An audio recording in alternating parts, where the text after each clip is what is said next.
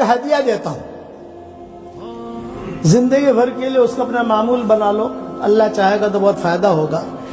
اور وہ یہ کہ روزانہ 24 گھنٹے میں 100 مرتبہ سورہ اخلاص پڑھنے کی عادت ڈالو۔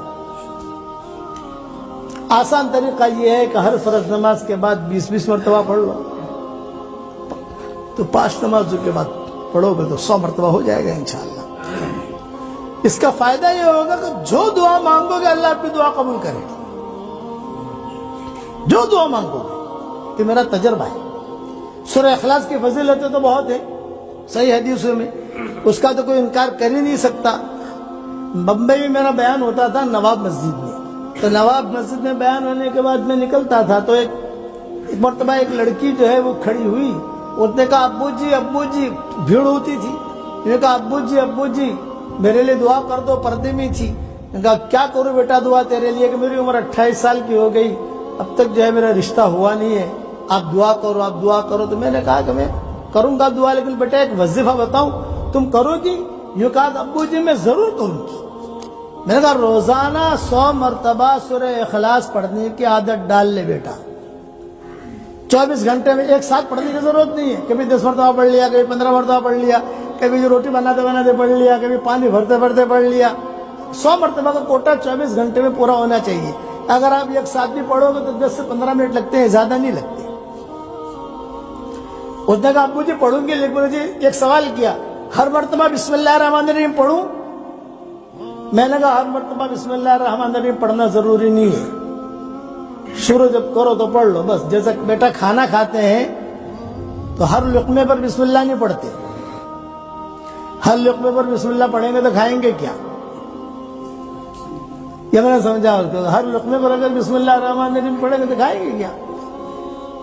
سورہ اخلاص کا مطلب قل هو اللہ احد اللہ الصمد لم یلد ولم یولد ولم یکن لہ کفوا احد۔ خیر وہ جو ہے اس نے کہا کہ ٹھیک ہے، میرے ہاتھ میں، اچھا خدا کی شان، جب میں باتیں کر رہا تھا تو میرے ہاتھ میں تسبیح تھی، میری تسبیح۔ میں نے کہا بیٹا یہاں تو پابندی سے پڑھے گی؟ یہ کہا ابو جی بالکل پڑھوں گی، اس لیے کہ مجھے رشتے کی ضرورت ہے، بھائیوں کے ساتھ، بہنوں کے ساتھ، ماں باپ کے ساتھ کب تک میں اپنی زندگی گزاروں؟ میں چاہتی ہوں کہ کہیں میرا ڈھنگ کا رشتہ ہو جائے۔ تو میں نے کہا یہ جو میں نے تجھے وظیفہ بتایا ہے یہ جاندار، شاندار، مالدار وظیفہ ہے، جاندار، شاندار، مالدار۔ جس کو یہ میں نے بتایا اس کی ضرورت اللہ نے پوری کی ہے۔ اور یہ میری تسبیح ہے، یہ میں نے کہا یہ میری تسبیح بھی جاندار، شاندار، مالدار تسبیح ہے۔ یہ میں نے اس کو کہا کہ میری تسبیح جو ہے بھی جاندار، شاندار، مالدار تسبیح، یہ بھی میں تجھے ہدیہ دیتا ہوں، یہ لے تو اس پر پڑھتے رہنا۔ ہاں ابو جی، اس نے لیا، اپنی آنکھوں سے لگایا، چلی گئی۔ دوسرے سال میں پہنچا تو وہی لڑکی ایک لڑکا لے کر کھڑی تھی، بچہ۔ اب میں بیٹھا تو کہا ابو جی، تصویر دکھا رہی تھی کہ ابو جی، میں نے کہا تو بچوں نے کہا کہ شاید گزشتہ سال والی ہے۔ ہاں بیٹا کیا ہوا؟ یہ کہا ابو جی الحمدللہ جاندار، شاندار، مالدار آپ کا وظیفہ اور جاندار، شاندار، مالدار آپ کی تصویر، اس کی برکت سے اللہ نے مجھے شوہر بھی دیا، اللہ نے مجھے اولاد بھی دی، اور اللہ نے مجھے بہت مال دیا۔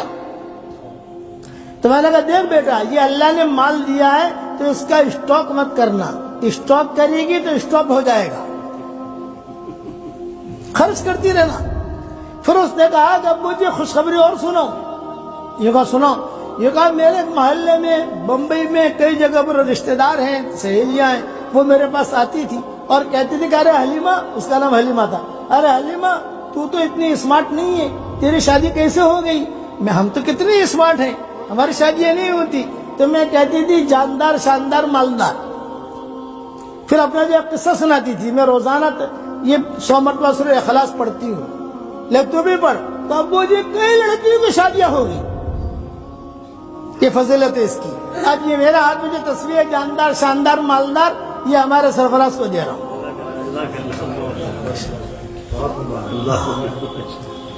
تو یہ آپ لوگوں کو میری طرف سے ہدیہ ہے، پڑھو گے انشاءاللہ۔ 24 گھنٹے میں 100 مرتبہ پڑھنا کوئی بڑی چیز نہیں ہے. اس کے بعد اللہ تعالیٰ سے جو کہو گے اللہ تعالیٰ آپ کو دے گا. اور آج یہ نیت کرو کہ اب انشاءاللہ ہمیں دین کا کام اللہ کے لیے کرنا ہے. روزانہ صرف ایک نیت کرنی ہے آپ کو، 24 گھنٹے میں ایک مرتبہ.